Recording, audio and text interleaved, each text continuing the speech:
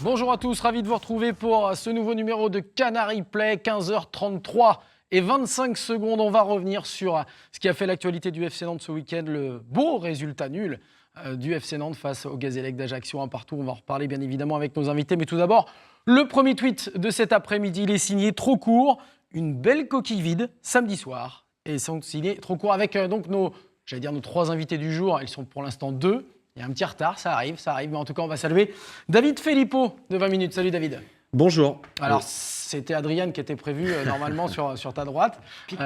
On aura peut-être Charles Guyard, on va voir si pas le même gabarit quand même. Hein. Pas le même gabarit, non, il est un peu plus résistant dans les duels. Avec également Malik Tayeb, salut Malik. Salut Anthony. Qui nous a concocté notamment des petites stats sur le Nantes-Toulouse, on en parlera un petit peu plus tard. On va d'abord revenir, messieurs, sur ce qu'a fait, donc on le disait, l'actualité des Nantais samedi soir sur l'île de Beauté. Ce grand résultat nul, un but partout. Alors, on va commencer avec Malik, qui a commenté le match pour Sun. Un grand match. Ah oui, c'était magnifique. Un grand match de la part d'Ajaccio. 50 centres, 25 tirs. Pareil qu'on a fait une bonne première période selon Michel Derzakarian. Je pense qu'on n'a pas vu le même match.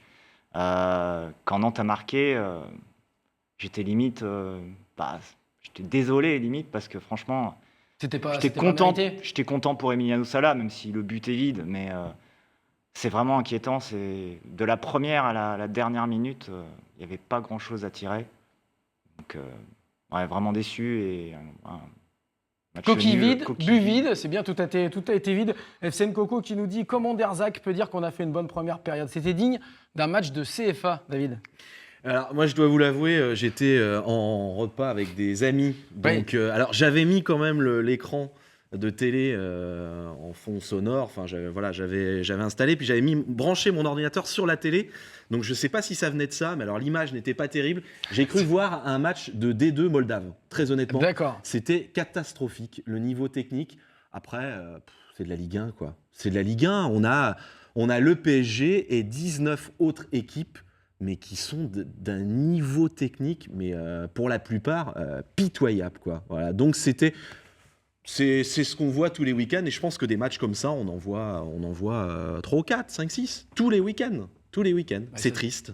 C'était pas si faible quand même contre Ajaccio, parce que l'attaquant, là, Chibumbu, c'est quand même bien égalé, il a pris tous les ballons de la tête, et son but, il est magnifique. C'est pour ça, quand j'entends le président Kita qui dit qu'il veut que les droits télé rapportent à l'avenir 1,5 milliard.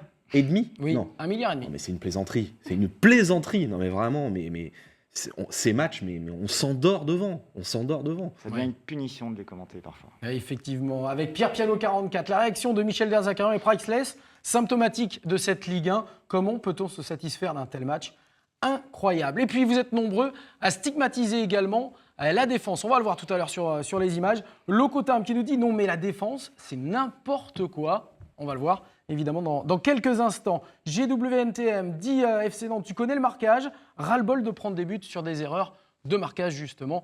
Eh bien, on va voir, messieurs. On va se faire un petit harakiri, comme on dit. On va se regarder, vous inquiétez pas, 50 secondes d'images seulement de ce Ajaccio Nantes commenté par Maxence Regnault. Après 2 nuls à la maison, les joueurs de Michel Derzakarian n'ont pas su s'imposer sur la pelouse du Gazélec.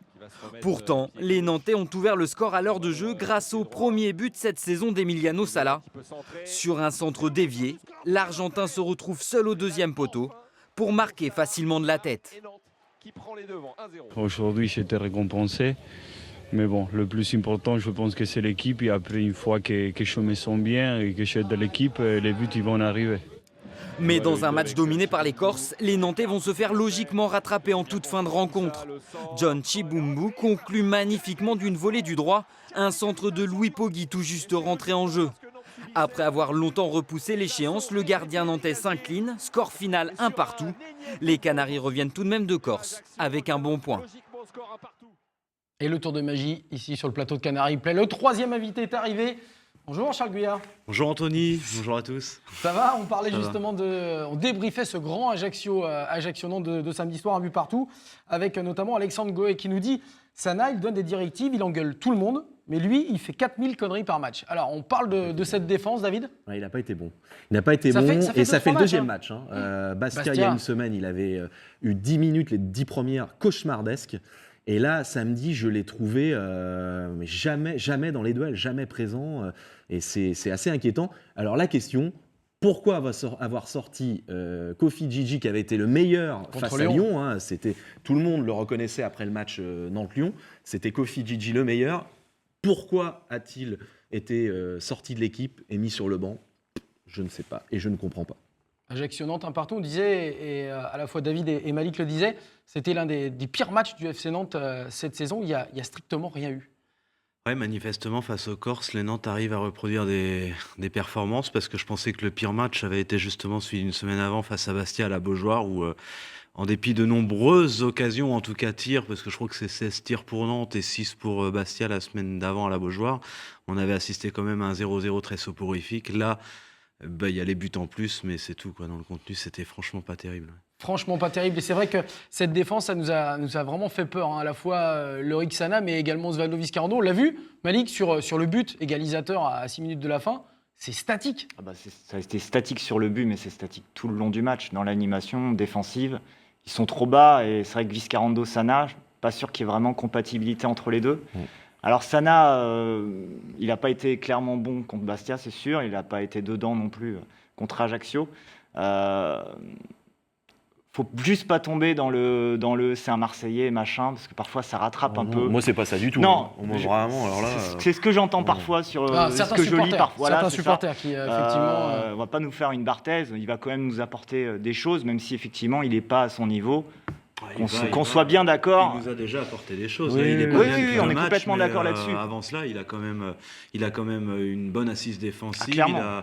Il a des bonnes relations, je pense, avec son gardien et ses partenaires en défense. Donc, faut pas l'accabler. Si Sur les le match, réseaux, il est on moins lui bien, tombe dessus, Charles. Moi, franchement. ce qui me gêne, et Malik l'a dit, c'est cette absence de complémentarité. Et on le dit depuis l'arrivée de Sana, entre Sana et Vizcarrondo. Et Vizcarrondo, ils Pierre sont Cazel. pas faits, ils sont pas faits pour jouer ensemble. Pierre Cazel 44 qui nous dit justement halte à une défense centrale, Asbin avec Sana le touriste et Vizcarrondo l'escargot. Bon, il mâche pas ses mots souvent Pierre Cazel.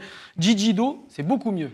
Oui, bon, il caricature un peu, mais effectivement, ce sont deux joueurs qui ont, pour moi, les mêmes caractéristiques, qui ont des qualités de placement, de relance, il me semble. Mais De relance, Vizcarrondo, peut-être un peu moins. Oui, peut-être un peu moins, mais en tout cas, c'est pas non plus un point faible chez Vizcarrondo, mais ce sont des joueurs qui sont très très lents et qui sont pas énormément dans le duel. Dans le Vizcarrondo peut-être de la tête, mais ils sont pas trop dans le duel. Il y a besoin d'un joueur, dans ces deux défenseurs centraux, un joueur qui va au mastic, comme on dit un peu vulgairement. Oui, mais on a entendu la plupart dans l'entourage du FC Nantes dire Kofi Gigi, il est bon, il est rapide, seulement il provoque trop de pénaltys, trop de fautes et il prend trop de cartons. Ah, mais Koscielny aussi, hein. On peut aussi dire ça. Après, Gigi, mettre un bémol parce qu'à Bordeaux, on a perdu 2-0, ils n'avaient pas fait un bon match non plus.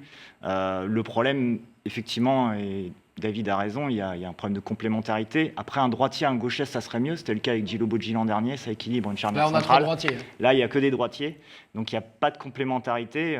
Je pense que Gigi il devrait, à mon sens, récupérer sa place et après, il devrait y avoir duel avec Sana ou Vizcarrondo. De toute façon, pour Toulouse, il va récupérer sa place puisque de fait... puisque Sana est suspendu. D'accord, Me semble, hein, c'est ça, Oui, il oui, est c'est ça, suspendu. c'est ça. Donc, Avec Charles, justement, on parlait de cette défense. On a senti aussi qu'un garçon comme Sabali avait, à Ajaccio, peut-être réalisé l'un de ses moins bons matchs défensivement, je parle, parce qu'il est toujours en présence sur ses montées de balles. Mais lui aussi, il retombe un petit peu dans le creux de la vague après ne pas avoir fait la préparation physique, après avoir été blessé. Charles, c'est quand même problématique, ennuyeux, inquiétant, cette défense ? Non, parce qu'encore une fois, il y a le but encaissé à Ajaccio, mais Nantes restait sur 2-0-0, donc aucun but encaissé sur 2 rencontres. Alors certes, au classement et bilan comptable, Nantes fait du surplace, mais si c'est inquiétant parce que c'est pas contrebalancé par une bonne attaque, c'est là le problème. Mais sinon, défensivement, malgré tout et malgré quelques errances, ça tient la route. Faut pas accabler cette équipe. Et je pense que on parle de Sabali, on parle de Sana ou de Vizcarrondo, c'est la moyenne générale de l'équipe qui est un peu plus dans le déclin en ce moment. Il ne faut pas oublier que l'équipe sort d'un mois de novembre particulièrement lourd, avec un calendrier chargé en termes de nombre de matchs. Il y a eu le match de Nice, match en retard qui avait été décalé de 3 semaines à un mois après les intempéries. Donc tout ça, ça a bien surchargé le calendrier. Il y a eu le match à Bourg-en-Bresse en Coupe de la Ligue. On a tendance à l'oublier. Il y a eu beaucoup de blessés. Donc voilà, il y a tout ça. Et puis bon, c'est l'hiver aussi. Il fait plus froid, j'en sais rien. Il faut peut-être aussi, même si on a été assez clément de ce côté-là. Mais voilà, il y a un calendrier, il y a une nouvelle équipe. Alors je sais on s'est beaucoup retranché derrière cette excuse depuis le début de la saison. C'est une nouvelle équipe, il faut que la mayonnaise prenne. On est à 17 journées, Charles. Voilà, on est à la 17e journée. C'est vrai que cette excuse ne tient plus beaucoup, mais elle tiendrait d'autant moins si le groupe restait inchangé journée après journée. Sauf qu'il y a toujours des modifications, et y compris en défense. L'autre jour, j'en parlais d'ailleurs avec Maxime Dupé après son match contre Lyon, je crois. Même lui disait oui, effectivement, c'est pas facile.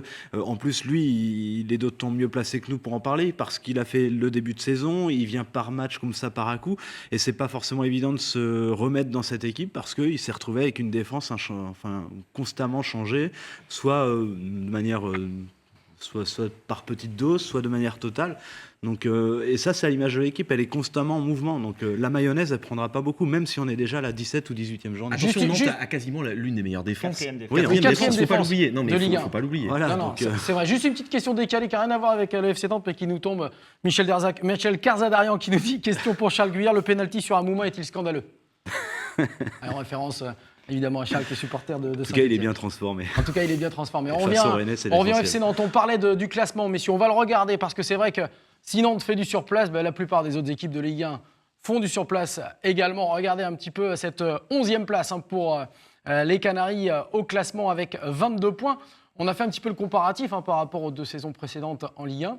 C'est 2 points de moins que l'année dernière et 4 points de moins qu'il y a 2 saisons. C'est pas si catastrophique que ça. C'est pas si catastrophique que ça avec tous les éléments, on va dire. Ouais, mais l'écart avec le bas de tableau n'était pas pareil la saison dernière à la même époque. Il y avait déjà eu un trou qui là, était fait. Il y a 4 points, c'est pas énorme. C'est 10 buts de moins qu'il y a 2 ans.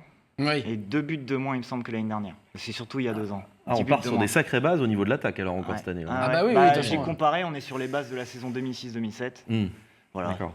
Sacrée saison. Oui, ça va être un petit peu. Ce qui n'est pas le plus préoccupant finalement, ce sont un peu les déclarations de Michel Derzakarian quand il dit qu'il a vu une bonne première mi-temps. On est en complet décalage avec ce qu'on voit, clairement. Et on n'a peut-être pas une même. Oui, vue, mais on n'a pas.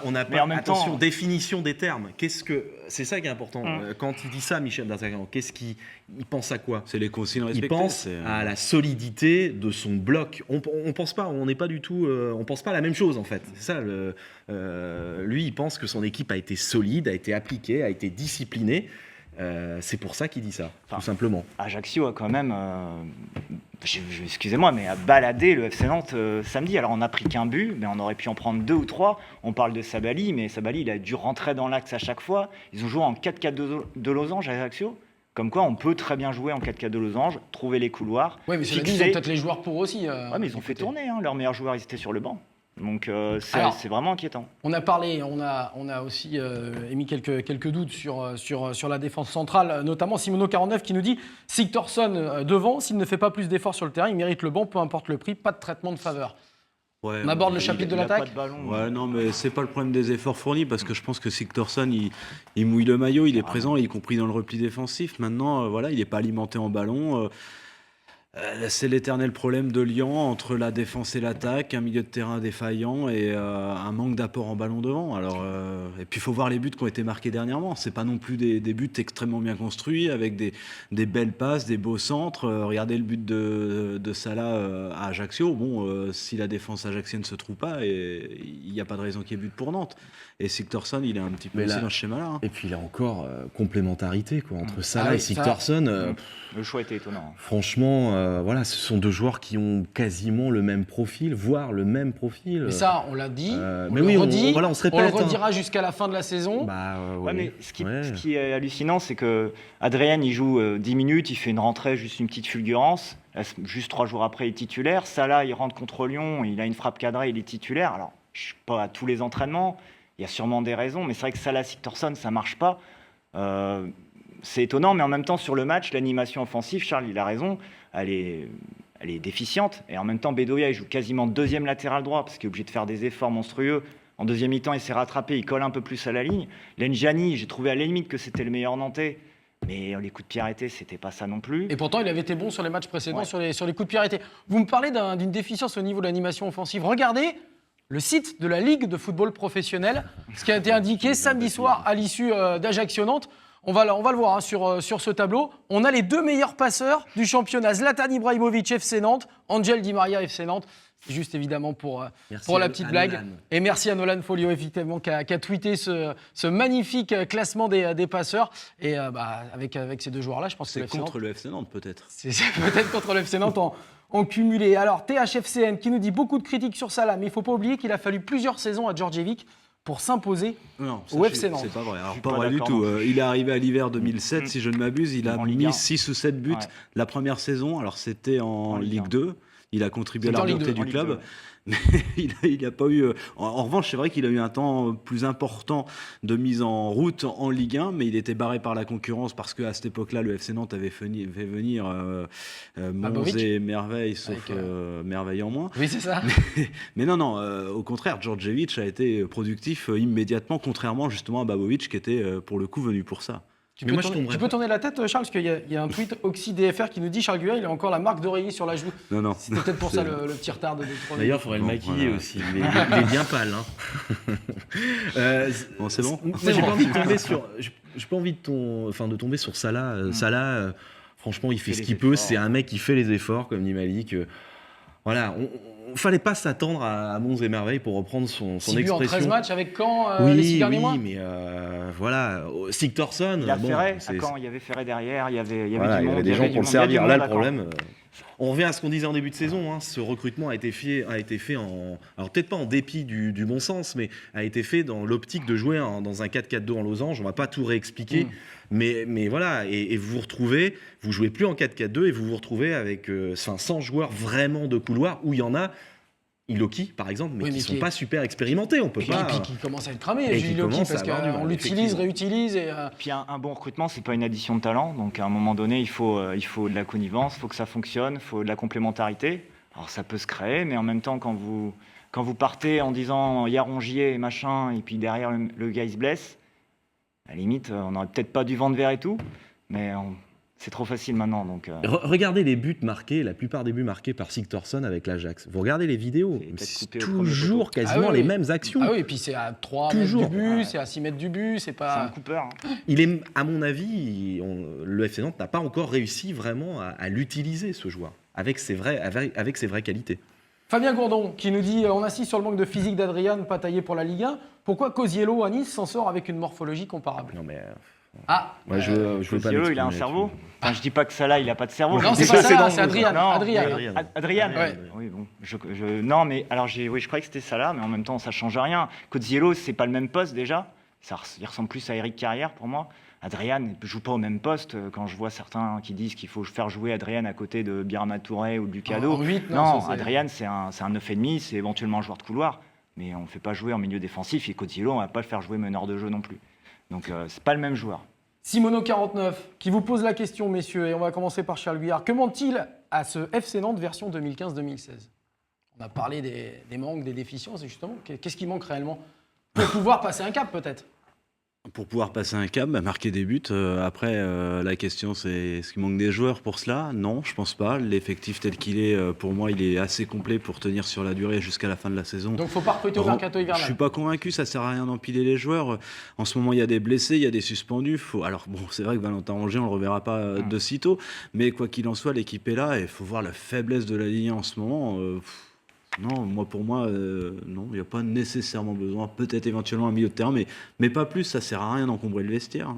Il y a un manque de profondeur quand même dans cette équipe. Je parle pas De de profondeur pas sur le terrain. sur le terrain. Je parle pas d'effectifs banc en ou- quantité, de profondeur. On balance des ballons, on va jouer sur les côtés, mais on n'apporte jamais la passe qui va bien, qui va emmener le joueur. Et si on le fait, Salah et Sigtorsson, c'est pas leur jeu. Donc à un moment donné, ils font ce qu'ils peuvent. Preuve en est à Bastia, où il part tout seul, il se crée l'action tout seul. Sigtorsson, il fait un super boulot, mais derrière, il n'a pas les cannes pour la mettre au fond parce qu'il va faire 30 mètres de course.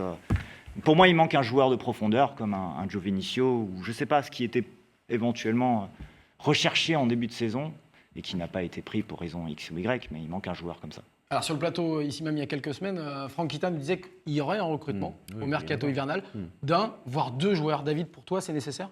Ah oui, il faut. Moi, je suis pas trop d'accord. Ce serait plutôt au milieu du terrain. faut un Même Kioski. si il y a beaucoup de monde au milieu, mais il y a des joueurs qu'on a perdus, très clairement, perdus entre guillemets, Qui depuis quelques semaines.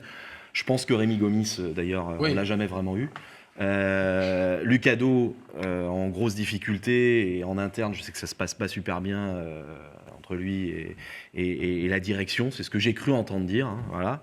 De toute façon, depuis que la direction a refusé son départ à la Gantoise, c'est un peu compliqué. Lucado, on l'a un peu perdu et c'est Il risque dommage. de partir? Et c'est Hiver dommage.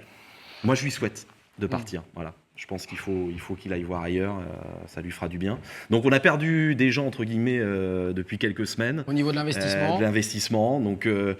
Donc oui, il faut du monde au milieu. Il faut des joueurs qui apportent techniquement expérience et fort techniquement dans la tenue du ballon. Cette équipe, elle en manque. Puis un Vous joueur faites qui est le connu. retour de Thomasson, justement, Malik, Ouais, c'est un bien? mais il est jeune, il a raison, Guillaume. Jean-Louis. David. Jean-Claude. David, mais il faut un Guillaume Gillet, il faut un joueur qui a de l'expérience. S'il nous ramène Thomsen, c'est bien, mais pareil, il va avoir besoin d'un temps d'adaptation. On ne sait pas le niveau qu'il a. Il faut quelqu'un qui connaisse la Ligue 1, qui connaisse aussi le FC Nantes, la culture du club, et qui puisse très vite s'imprégner et s'imposer. Ça, c'est compliqué, Charles, Pour généralement, info, quand on Thomsen, arrive. c'est non. Hein. Thomsen, Visiblement, c'est non. Franck Kita l'a dit à un journaliste danois. On m'a envoyé l'article, mais malheureusement, Info je ne lis David pas le Filippo. danois.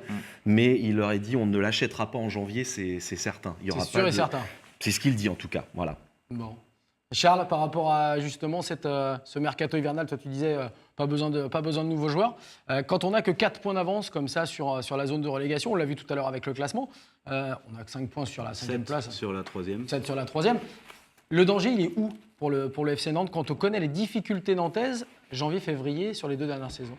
Le danger, justement, pour moi, c'est de recruter trop et mal et du coup encombrer le vestiaire et casser la concurrence. C'est pas en recrutant un ou deux joueurs, Charles, que tu vas tout casser. Il faut pas non plus exagérer.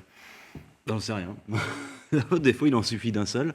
Ça dépend de la mentalité du gars. oui, Voilà. voilà. Le problème, c'est qu'il y a 10 ans de FC Nantes derrière et qu'on a tous un peu peur que ça dérape. Et je comprends aussi Charles dans ce qu'il dit. Même si, effectivement, il faut peut-être prendre un ou deux joueurs, mais c'est difficile. Le mercato de janvier, Franck Kita le disait en Ouais. plateau il y a 15 jours, 3 semaines, un mois. C'est compliqué. C'est des perles rares en général. Donc, il faut être Benfica ou le Sporting Lisbonne en général pour trouver des bons joueurs. Donc, Ouais, directement. Et pour Théoudoué, eh bien, ce n'est pas un milieu qu'il faut, mais des joueurs de couloir, c'est ce qu'il nous dit en direct sur Twitter. Pour lui, en tout cas, Dubuquois, qui nous dit chose positive, le bon match de Thomasson pour son retour dans la team, dans l'équipe FC Nantes. C'est vrai qu'il a été correct, on va dire, sur son retour. Adrien Thomasson, il va faire du bien. Birama Touré est également de retour dans le groupe. Est-ce que tu peux nous le confirmer? Tu étais à la Jaunelière Je ne l'ai pas vu ce matin. Il s'est pas entraîné? Mais je ne suis pas sûr de moi, donc je ne veux pas dire de bêtises. il ne faut pas les griller non plus. Non, mais bon. Je suis étonné que Ouais. Birama il revienne si vite là. C'était un message de la direction du FC Nantes qui, justement, on voulait inviter Birama Touré, mais on nous a dit, ah non, il reprend l'entraînement. Donc, voilà, après, D'accord. il faudra voir si c'était effectivement le cas. Un tweet également de Cyril D44 qui, lui, revient sur la possible suppression de l'hymne à la Beaujoire. Ça reviendrait, dit-il, à supprimer l'identité du FC Nantes. Ce n'est pas une minorité de décider. On va retrouver l'hymne à la Beaujoire, quand même? Oui, contre Toulouse, Ouais. c'est sûr. Ça y est, c'est acté. Selon la direction, il y a eu un bug. Un bug. Voilà, je n'en dirai pas plus. Bon. On parlait du classement et des points obtenus donc par le FC Nantes jusqu'à cette 17e journée. On va regarder les matchs qu'il reste aux Canaries à disputer avant la fin de cette année 2015. Vous voyez la réception de Toulouse à 20h et on espère que bien, les Canaries vont enfin enflammer la Beaujoire. Face à je vois Charles Guyard qui lève les yeux au ciel. Non, parce qu'ils sont spécialistes pour relancer les équipes en difficulté. Toulouse en est une. Donc voilà, Toulouse vient de prendre. Oui, il vient de prendre des points malgré la défaite. Non, vient d'en perdre. Oui, Contre- mais ils ont contre quand même Lorient. pris des points. Ils sont revenus avec une Oui. équipe plus jeune. Et donc, il y aura un dernier déplacement à Lorient. Ce sera le 19 décembre. Un point, Malik, sur Comme l'an dernier. les Oui, confrontations. le Oui. robot de la Ligue 1, c'est Toulouse en décembre et Lorient le 19 décembre. C'est comme ça que Ça reste, ressemble toujours pareil. C'est immuable. Ouais, c'est immuable. Comme Bon. les défaites du FC Nantes contre Toulouse depuis la remontée en Ligue 1, hein, 2 défaites à la Beaujoire, 2-1 en décembre à chaque fois. Donc, et pas de victoire contre Toulouse depuis la remontée en Ligue 1 non plus. Ça fait 10 ans que le FC Nantes n'a pas gagné contre Toulouse. C'est bien, tu nous remets le moral au top. On va être content Il d'aller y, à a- la il y a- il y a une Ouais, défaite sur tapis vert, faut le Oui, rappeler, oui, contre j'y viens. Toulouse. J'y viens. Voilà. 2006-2007, il y avait Qui empêchait effectivement Rennes ce d'aller en Ligue des match-là où on Champions. fait 0-0, 37e journée de la saison 2006-2007. Il y a les supporters qui envahissent et on perd le match sur tapis vert. Pour l'anecdote, ça avait privé Rennes d'accéder au tour préliminaire de la Ligue des Champions. Moi, j'ai retenu deux Nantes-Toulouse rapidement. C'est un but que je vous conseille de voir. Si vous vous souvenez pas, c'est Thierry Moreau qui met un lob extraordinaire à Qui Michael ça Landreau. Thierry Moreau. Thierry Moreau. Thierry Moreau. Numéro 10 du TFC qui met un lob monstrueux, une victoire 1-0 en 98 du TFC. Je savais même pas que ce Ça fait joueur avait joué. Nantes-Toulouse 98 et un but extraordinaire. Et j'ai voulu revenir sur il y a 30 ans, le premier Nantes-Toulouse. C'était un 2-2 en 85. Et Nantes est mené 2-0 à la Beaujoire. Ils reviennent à 2-2 sur un but de Touré et sur un but de... Un mec, je me souvenais même plus qu'il avait joué à Nantes, c'est Victor Ramos, c'est un Argentin. Oui, Victor Ramos, oui. Sur une passe Beaucoup plus décisive que- de la tête de Michel Derzakarian. Ah, donc on va rester sur cette note positive Voilà, alors. C'était la note positive en du se disant, Nantes-Toulouse. en se disant effectivement mais que le FC Nantes va renouer avec la victoire. Du côté du stade de la Beaujoire, pour rappel, il y a eu la victoire face à 3-0. Mm. Et puis depuis, messieurs, Des on matchs y était nuls. au match, hein, que des matchs nuls, Ouais. voire des défaites. Marseille. Pour- Dernier Marseille, buteur en notamment. date à la Beaujoire, c'est Nkoudou. C'est Nkoudou, enfin dernier buteur ex-nantais, effectivement. C'était Nkoudou pour l'Olympique de Marseille avec cette victoire. 1-0. On va se quitter justement avec le pronostic des 3 invités du jour. On va commencer par Charles Guyard qui a toujours été très très bon pronostiqueur. D'ailleurs, il gagne des sommes monstrueuses sur les paris sportifs. Un but partout. 1 but partout. C'est également mon Il y a score. des buts. 0-0. D'accord, c'est bien, On c'est bien. continue, c'est- Et Malik, après tes stats J'avais énormissimes, pronostiqué Ajaccio-Nantes un partout. Donc Ah. là, je vais dire 1-0 pour Nantes, un but à la 89e minute. ouais, tu sens Ouais, pas très un match convaincu de non folie, plus, hein. quoi. Ça va être Un match, génial. match- Avec des tribunes vides. Ah, un match de ah oui, folie. d'ailleurs. Ah oui. combien Combien Alors les là, places, je à quel suis prix incapable de vous dire. Je sais seulement que les supporters râlent déjà par rapport au prix du pack, Le pack Saint-Étienne-Bordeaux. Saint-Étienne-Bordeaux qui aura lieu donc début 30 d'année euros les 2016. deux matchs. À partir de 30 euros Oui. pour les tribunes populaires, moyenne de 50 euros sur les 2 matchs. Parce que 30 euros les 2 matchs, Saint et Bordeaux, ça va. c'est Non, mais quand tu dis même ça, abordable. parce que c'est Saint-Étienne. Non, mais très sincèrement, faut aussi reconnaître quand c'est cher, on le dit, quand c'est pas cher Alors, pour ça ma fait part. 15 euros le match, on peut Oui, Saint-Etienne et Ouais, mais Bordeaux, en- pour moi, c'est ça pas va. excessif. C'est faut pas La tirer- tarification, elle se fait en fonction des adversaires. Les gens à Nantes, ils veulent voir aussi du spectacle, voir Saint-Étienne ou Bordeaux. Ah, mais s'ils veulent voir du spectacle, faut plus aller à la Beaujoire. C'est tout. Bah, il faut espérer surtout que ça revienne. Théo Doué qui nous dit Toulouse en ce moment, c'est plus fort que Nantes. Écoutez, on verra tout ça samedi soir sur les coups de 20h. En régie, on me dit que le but de Thierry Moreau est absolument fantastique, il faut aller le revoir. On l'a pas, vous me confirmez qu'on ne peut pas le diffuser à la fin de cette émission, non, il y mais a des- sur YouTube, il y a des droits vous télé. pouvez évidemment aller le visionner, il est incroyable. On en profite pour saluer eh bien, notre ami confrère Anthony Clément, hein, qui avait été touché eh bien, lors des attentats à Paris, au Bataclan. On en profite également pour saluer son ami également Julie Postolet, qui travaille sur France Télévisions également. On leur dédie cette émission. Et puis, on se retrouve mardi prochain pour un nouveau Il y a un numéro de retweet, là. Canary Play. On espère. Des retweets, ouais. Bon, alors, donc, ça, c'est impeccable. On vous remercie, Charles Guyard. La prochaine fois, donc, tu nous dois 3 minutes en plus. Voilà, Hein, exactement. on a fait le On les décompte. a déjà fait d'ailleurs, je crois. C'est comme en politique, hein. C'est un décompte. Merci David Filippo. Merci à vous. Et merci à Malik Tayeb, présent sur ce plateau de Canary Play. Merci à toutes et à tous. Mardi prochain, nouveau numéro de Canary Play. Bonne semaine et à samedi pour Nantes Toulouse. Bye bye.